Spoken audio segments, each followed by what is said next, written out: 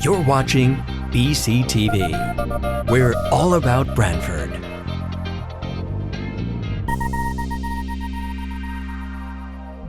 You're watching BCTV, Branford Government Television, a service of Branford Community Television. This program is brought to you in part through the support of the town of Branford.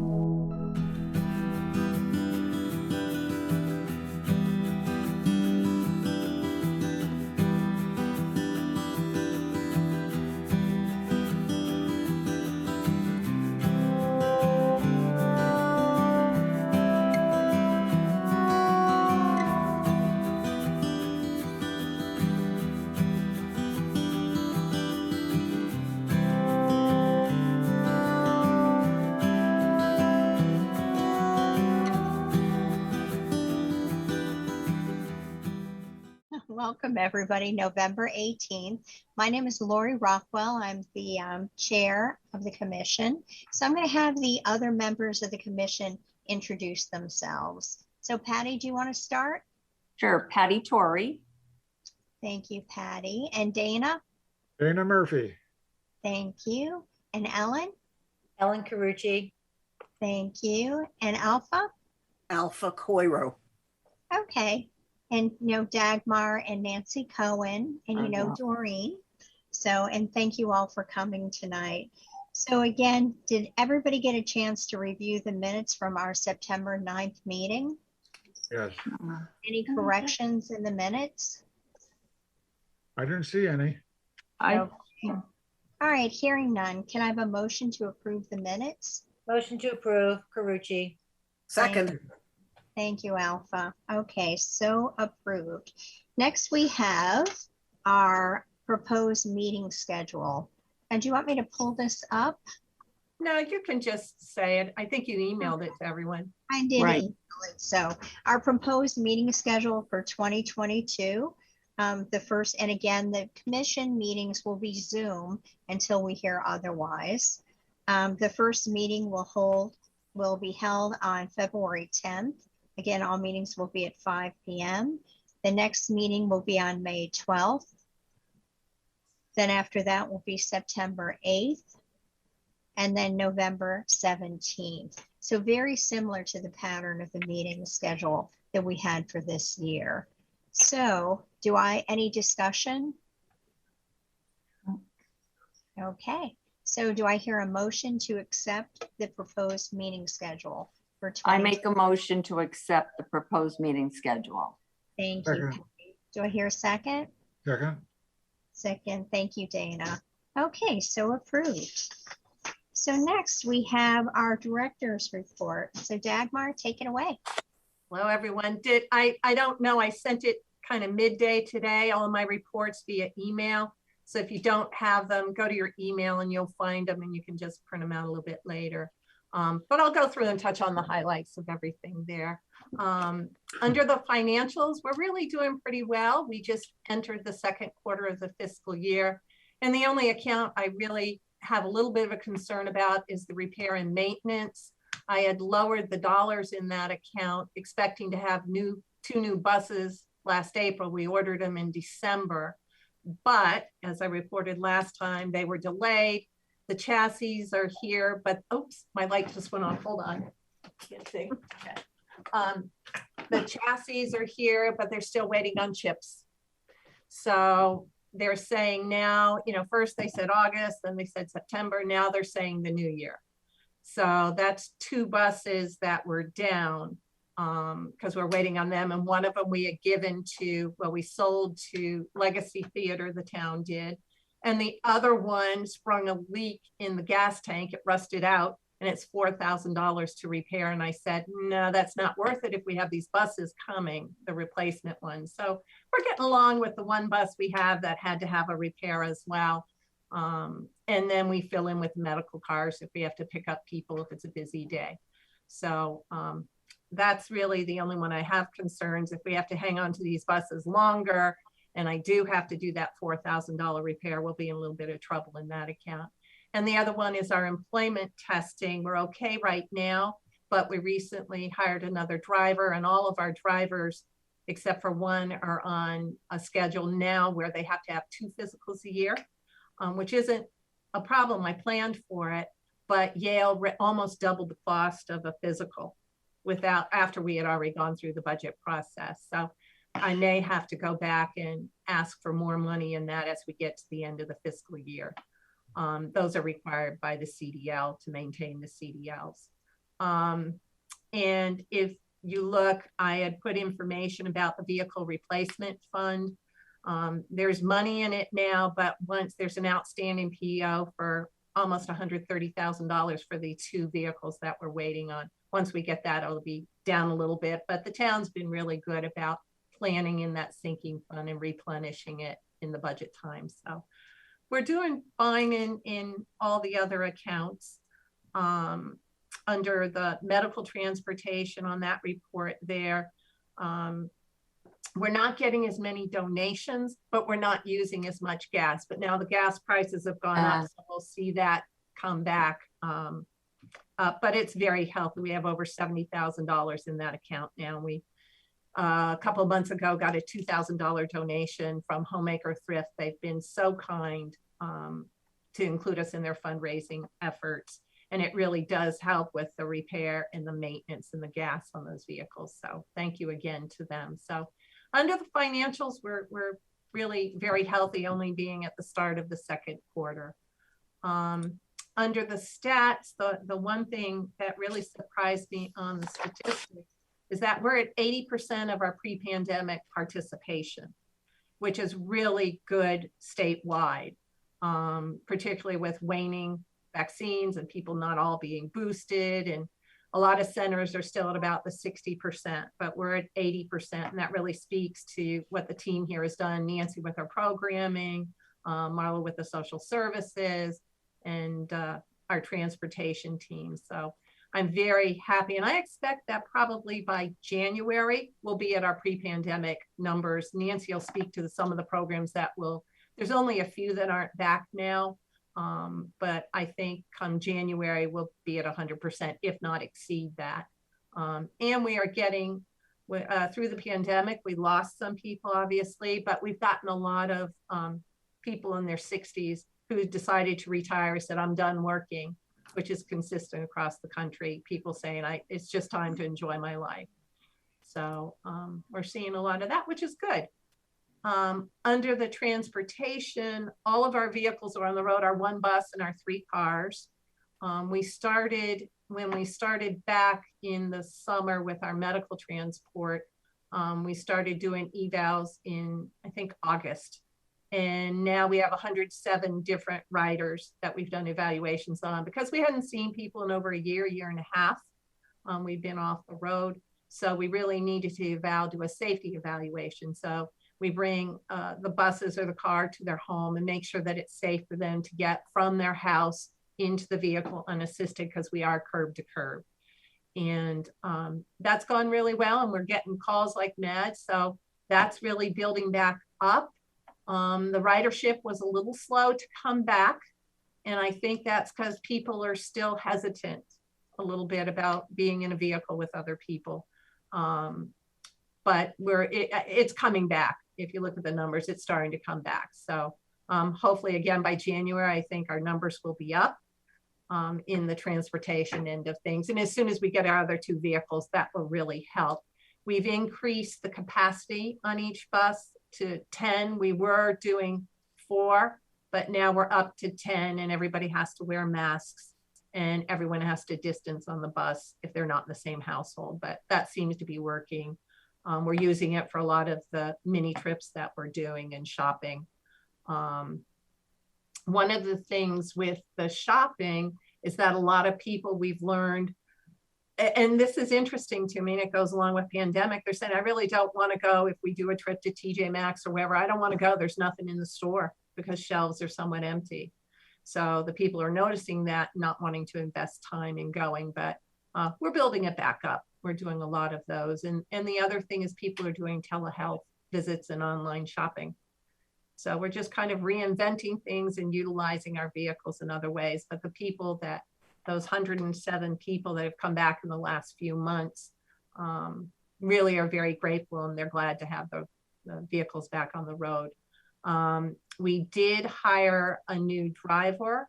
Gary Torelli joined our team of bus drivers, and he's fully certified with his passenger endorsement this week. That got finalized. He fills the position that Rich Peck had, who retired over the summer. So we've got our full team of drivers, which is good because with less capacity on a vehicle, we do have to fill in with the cars. And so that's really been going well. So welcome to Gary to our team. Another staffing change that we had, Nicole, our beloved caseworker. As many of you know, she had a son last spring, and she wanted to spend more time at home. And it just, the pay for that position is very low. So it didn't pay for someone to work full time and put their child in daycare full time. It just, the pay is so low. It's the second lowest paid position in that union. And it's been a chronic problem for us in terms of we've had a hard time recruiting and then retaining qualified people because the pay is very entry level. It's like $39,000 and change, which is it's barely above minimum wage. But with a caseload of 600 plus families that they are responsible for, it's not an entry level skill set that you need. So I'm working, HR is aware of it, and I'm working with them to come up with a solution to this chronic problem. And for example, Hamden posted at the same time we did a caseworker position that paid $10,000 more for a 35-hour week versus a 40-hour week. We're just not going to get anyone. So I'm working with HR, and hopefully we can come up with a solution and get someone on board soon. So that's what's going on in our staffing. Let me see what else. We have had a few building issues, particularly the heating and cooling system in the wing that from the library down through the fitness center and the Montawese room, that wing down there, it's missing. There's a part that they've been waiting on. They got the part. It's been since, I think, late July, early August. And they got a part and it was the wrong part. So now we've been waiting on that. So it's part of the supply chain problem, similar to the problem we're having with getting the buses completed because they're waiting for chips.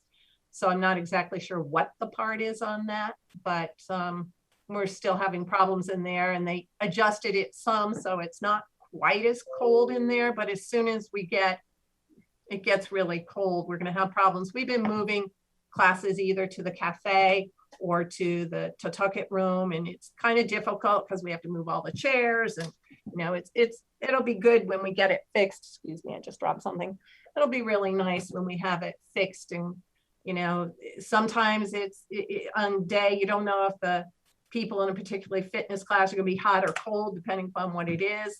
So I'm just keeping my fingers crossed that gets resolved fairly quickly. I know GGB is really on top of it. I email them every week. Any news? Any news? So we're really trying to fix that, but there's just some things we can't do much about. And then also the fireplace in the Brady room, that hasn't been lit when people come in because one of the storms blew out the control box and they can't get that part replaced. So, and even just getting someone out here to evaluate it has been a problem. So if anybody's here and they want the fireplace, I can't have it yet, but we're trying to get it fixed. Let me see what else I'm working on. I mentioned it previously that as of October 1st, Senate Bill 817, which is an act concerning senior centers, was enacted. It became law October 1st. It establishes a 14-member, a statewide work group. You have to be appointed. It includes 5 reps from senior centers, the State Unit on Aging, the Commission on Women, Children, Seniors, Equity, and Opportunity. And I actually have been appointed to that as one of the colleagues, of my 5 colleagues around the state, each one from each region. And we had our first meeting on Monday, and we're charged with developing and coordinate a plan for senior centers and municipal services in Connecticut, developing standards, best practices, framework for multi-purpose municipal senior centers. And it also expands the scope of the community response education program to include resources for community programs and education on senior sexual assault, abuse, safety, prevention, and risk reduction. So we have 2 years to get this report done according to the law, but it also sets a framework up so that multi-purpose senior centers can get money from the state. So we're just trying to standardize. So I'm excited to be part of that. Another group that I've been asked to be a part of is the State Union on Aging has a work group for virtual senior centers.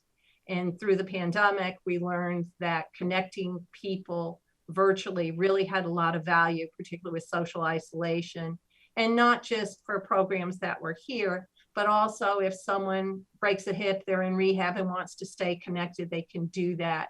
If they go to Florida for a couple of months, but their primary residence is Branford, they can still participate in classes. And the other really cool thing we learned through some of the virtual programs we did is connecting people from across the country with similar interest.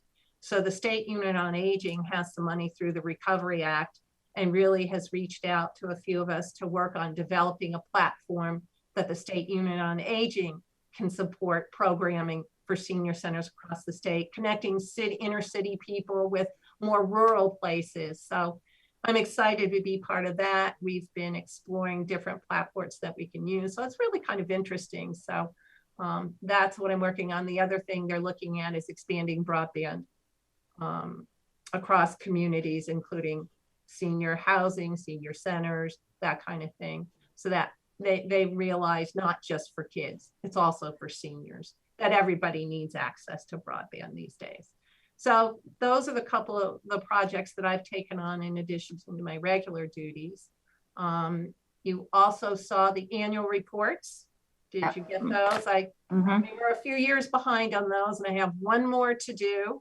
And I have it all, the framework's all in place. I had to do a report for the finance department that summarized a lot of what we did in the last year. So I should have that in the next week or two, and I'll send it out to you as well. Okay. Do we need to vote on these, or are they all set? No, they're just submitted. Perfect. But the next one is due by the end of December.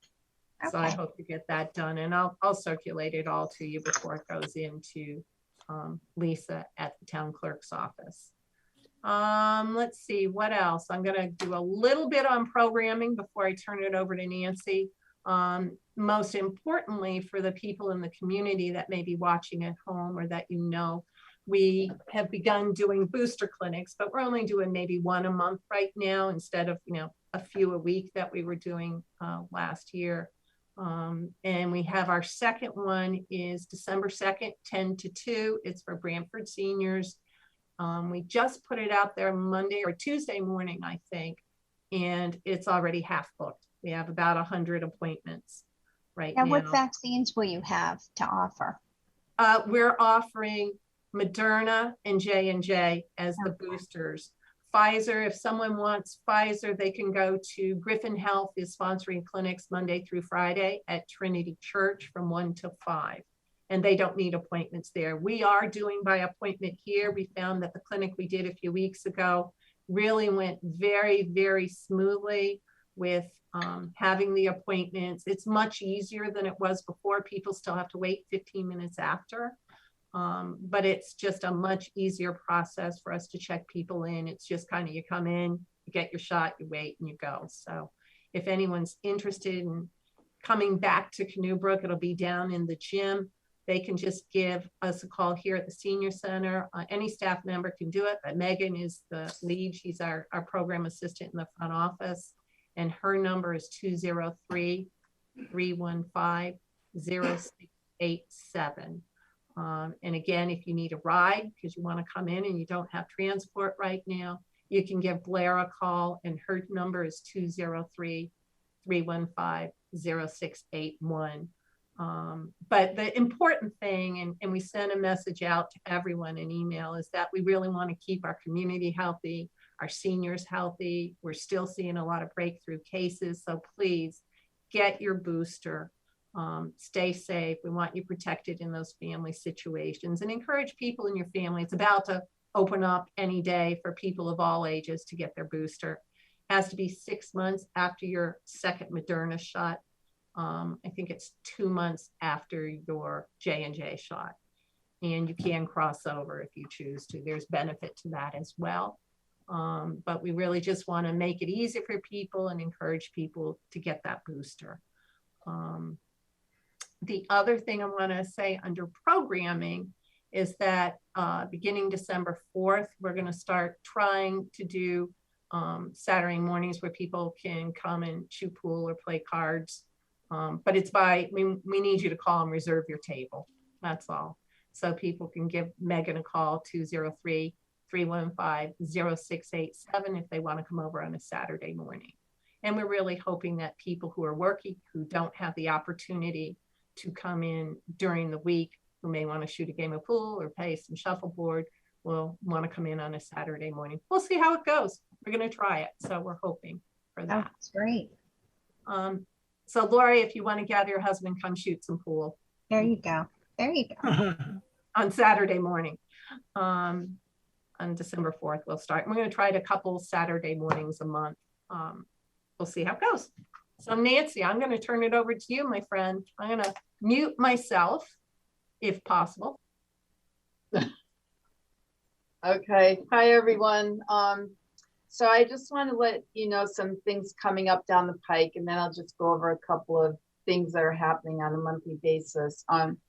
We are doing our craft fair. We're going to do it 2 ways. It's going to be both virtual and in person.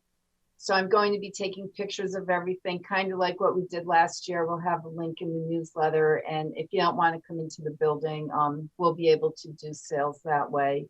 So all the information will be in the newsletter. If you'd like to come in person, we're doing the craft fair. It'll be a 2-week period of time from Monday, December 6th through Friday, December 17th. And the hours that it'll be open will be from 10 to 12 and then from 1 to 3. But we do ask that you make an appointment because the room we're in, we don't want 20 people in the room at the same time. So you could give me a call at 203-315-0684, or you can call Megan at 203-315-0687. So we're really excited, and we haven't ever done it this way before. So it's always good to change it up and do something different. Your voices have been heard. We are bringing pickleball back into the building. It's pickleball for beginners. It'll be every Monday, starting on December 6th from 1 to 2 in the afternoon. And we're lucky to have Peter Graves as our instructor again. You can either bring your own paddle boards, or we do have some here in the building that you could borrow. You do need to give me a call to let me know that you are coming. If you've never done it before, it's a combination of tennis, badminton, and ping pong, and you use a ball that looks like a wiffle ball. And I'm terrible at tennis, but I do pretty good with pickleball. So come check it out. If you just want to watch, if you come to the upper level, you can look down in the gym and see what people are doing. But it is a lot of fun, and I hope you join us. Walking has been very successful at Foot Park, but we are bringing it back indoors. That'll start on Thursday, December 9th at 9 in the morning. So if you're interested in joining me walking indoors, give me a buzz. And in the past, we've had ukulele lessons for all levels, whether you're a beginner or advanced person. So we will be starting ukulele lessons again with Kevin Ryan. It's going to start on January 12th, and it'll be for 8 weeks. It goes through March 2nd. And trust me, you will learn to play several songs in that short period of time.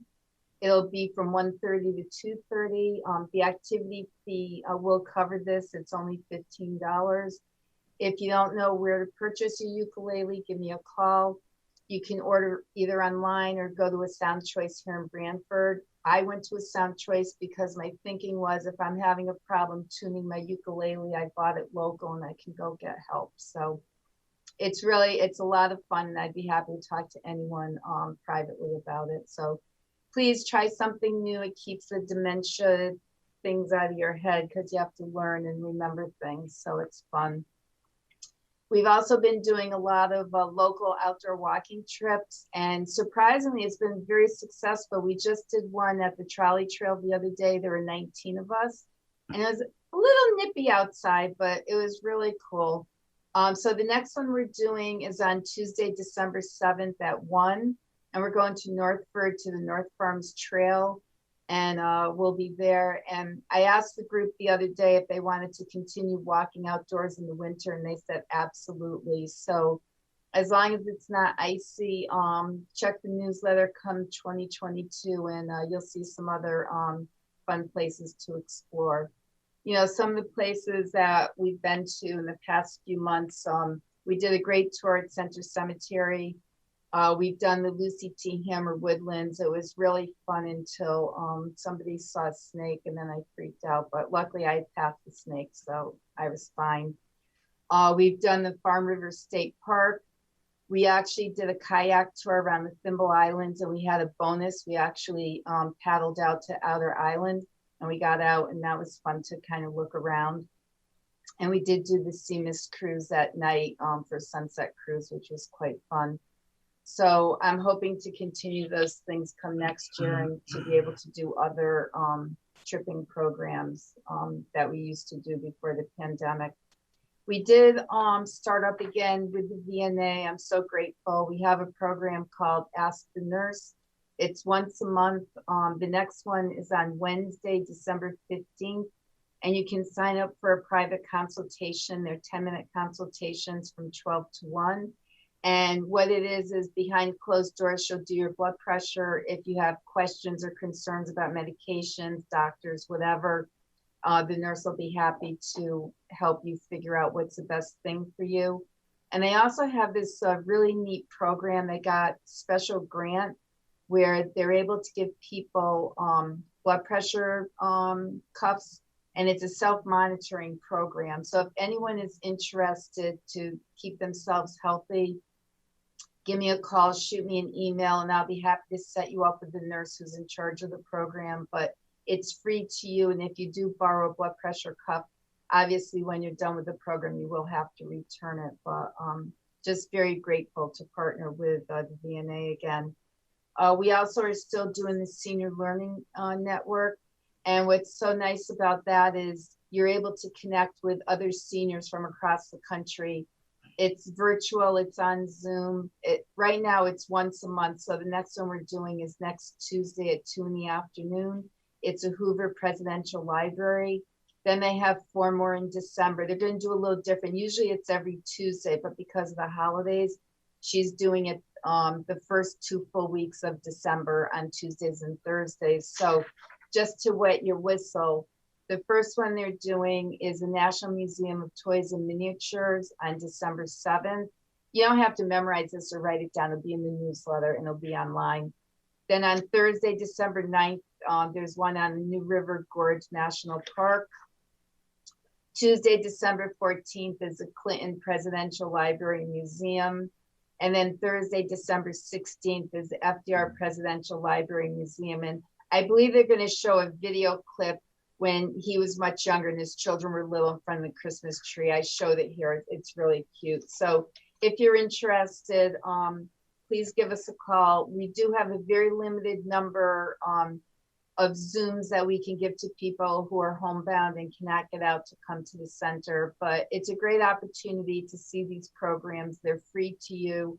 And you're able to ask questions at the end to the presenter. And then, like I said, you see people from all over the United States. Hey, Nancy, I think that's, yeah. Just one thing about that.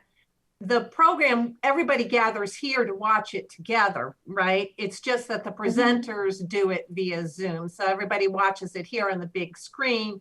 And if people aren't able to come in here, we have a limited number for them at home, because none of our programs are really on Zoom that we do anymore. They're all in person here. So I just want to clarify that it's not a watch it from your own home Zoom unless you want to. It's gather here and watch it together here. That's all. Anything else? So yeah, just please come out, support the center, come to our craft fair. We have some really cool different things that will blow your mind as far as creativity goes. So Thank It's you. awesome. And happy Thanksgiving, Merry Christmas, Happy Hanukkah, Happy Kwanzaa, whatever it is you celebrate. And also too, I just want to mention, Alpha, aren't you part of the Rotary? Yes, I am. Yeah, I spoke to the leadership there earlier this week, and I believe they said something at your meeting They that did. They did. I was at the meeting on Wednesday, Dagmar. So we're looking for suggestions for gift bags like we did last year.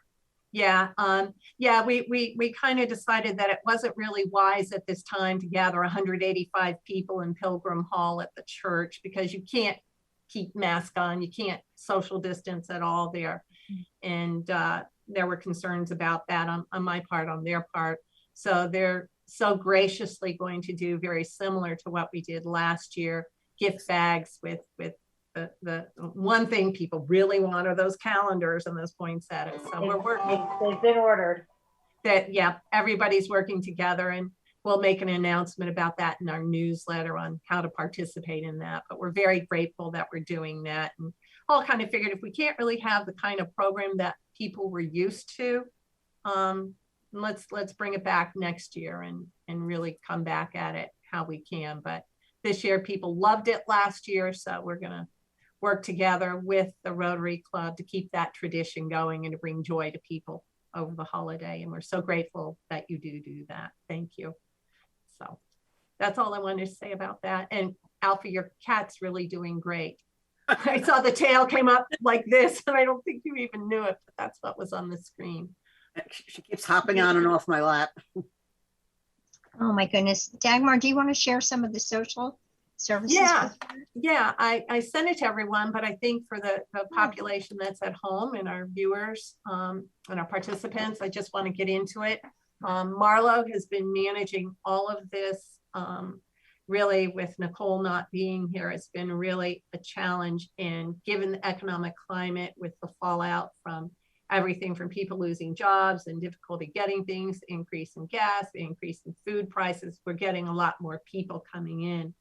The rent rebate ended October 1st, and we had 307 applications, and they will get paid out $150,021.49 to people. And that's actually the same number of people, but it's $4,578 more in benefits that people are getting. The state raised the amounts a little bit. So that will really come in handy for people. I think some of the checks have gone out. I'm not sure if all of them have. So that'll really help people who need that. Energy assistance, she's gotten pretty much all the deliverables have been they've been done, the applications. CRT, who manages the processing and ordering the fuel, is having a hard time getting staff, and the certifiers who do the application and say, yes, you're awarded. They don't have many of them due to staffing shortage. So there is a problem with getting applications certified and deliverable fuels ordered. Marlo's on top of it. If you have any, we're doing applications. People again have the option to apply in person, by email, or mail in the Dropbox. So whatever people are most comfortable with, we will accommodate them. So she's just about done with the deliverables.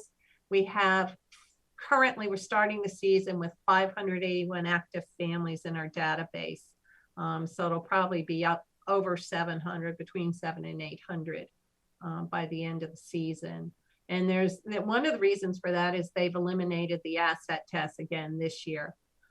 So it's only really about your gross monthly income. It's not how many assets you have, whether you own a home or whether you have money in the bank, doesn't make a difference. But the income guideline is $3,252 a month gross income for one person in a house, and two people in a household, it's $4,253 a month. So they're much more reasonable, and there's no asset. If you're interested in applying to get some help on those heating bills, because they are going to be significantly higher, you can give us a call. Where she's just working on getting out the electric, people who heat with electric. She's getting out appointment letters for that. They should go out in the next week or two. So that's important. The other thing about the energy assistance is that, Eversource, thank you, Eversource, has been calling people saying, go to your local senior center, your town, to apply for the help. and getting people all anxious that they're going to miss it. You have, I think, until May to apply. And the important thing is to call Eversource and make sure you get on their matching payment plan so you can get your budgeted amount you have to pay, because people still have to contribute toward their bill. It's not paid 100%. This is just to help them get through. And the budgeted amounts have gone on up significantly because they expect the bills to go up. So if someone was paying say $50 on matching payment last year, it could be as much as $120 this year. So we expect that it's going up. It is a challenge for people, but we expect to see an increase too, because unemployments have gone down a lot. So, and people are still unemployed. So if you're interested, give us a call our hotline, and that's 203-315-0610. Oh my goodness, I should know that by heart. 0610, I think. But anyway, give us a call and we will make sure you get on the list to get an appointment. The other thing that's happening, and I'm sure all of you have heard this, that Social Security benefits are going up 5.9% January 1st. And that's the largest income in I don't know how many years, 20 years, something like that. It's the largest income people are getting. But that also means there's going to be higher Medicare B premiums for what people have to pay for that. That's the largest increase in years, I think, ever, from $148.50 to $171.10 for most people. Other people who have to copay even higher because they have a higher income, it's going up even more. So, you know, you get it in your check and then it goes out. So you really don't see that much of an income. At least though, I'm really happy that the government recognizes that people on a fixed income, this is really challenging for everyone, and particularly people on a fixed income who, you know, count on that extra money every month to get by and pay their groceries and to pay their bills. Medicare, it's still open enrollment time till the beginning of December. Marla's been counseling people on that. So if anyone wants to make a change in their Medicare or the Medicare Part D plan, give her a call for an appointment. And there's also a few other resources that we're connecting people with. If you've had a hardship due to COVID, you lost a job, if there was significant change in your income, Community Renewal Team got CARES Act emergency resource money, and they got a block grant to help people for things like their housing costs, any household needs, car repairs, purchasing PPE for work, those kinds of things. So there is help available. There's a lot of help available through the CRT, and we can connect you up with them. And also, I think a few of you may have heard there's been some good publicity on the Branford Micro Fund, where people can get a low interest or a no interest loan up to $2,000, and they have 24 months to repay it. So if you have expenses that you need help with, you can get a loan through the micro fund. And then there's Unite Connecticut, and that gives help for people who are behind on their rent and excessive utility bills. They did have the moratorium on paying your utility bills during COVID. That moratorium has ended. People just, you know, I had to pay for other things. I had to buy food and put gas in my car. So they didn't pay those utility bills, but they're still responsible for paying them now that the moratorium is over. So if you need some help with that, we can connect you up with Unite CT to get some help on that. And if you're behind because you've lost a job, again, has to be COVID related as to why you were unable to pay that. And we're helping, again, both in person and virtually with DSS applications, Title 19, Medicare, SNAP, Social Security, financial resources, and food resources. So very busy there, and we really hope to be able to recruit and get someone in that caseworker position. We're feeling not having one. So it may take a little longer to get an appointment, but just be patient. We're working on it. We're here to help. Don't hesitate to call or email or say, hey, Dag, or hey, Marlo. We'll help you out. That's what we're here Perfect. for. Thank you. That's it. Thank you. All right. We don't have any citizens on, and we have no citizen comments, you know, which is something, you know, again, as we continue Zoom meetings, I mean, I guess I can leave it on the agenda, Mhm. You know. Yeah. You might as well, in case we have people popping in. Sure. But with that said, our next meeting then will be February 10th. So everybody, again, will send out all the information accordingly. So with that said, before we adjourn, I want to wish everybody a very happy Thanksgiving and a very happy holiday season, whatever you celebrate, Christmas, Hanukkah. I hope everybody enjoys. Everybody stay safe. Get your booster. Get your booster. Get your At booster. Canubrook, December 2nd in the There gym. you go. Call us for an appointment. Everybody get your booster so you can stay safe. All right, so with that said, do I hear a motion to adjourn? Motion to I I adjourn. make them up. I second. Thank you, ladies. Okay, so adjourned. All right, everybody, happy, healthy holidays. And the Thank same you. to You you too, everybody. and Bye. everybody. Thank you for your Bye. support. Stay safe. Thank you. Bye now. Thanks. Bye. Bye.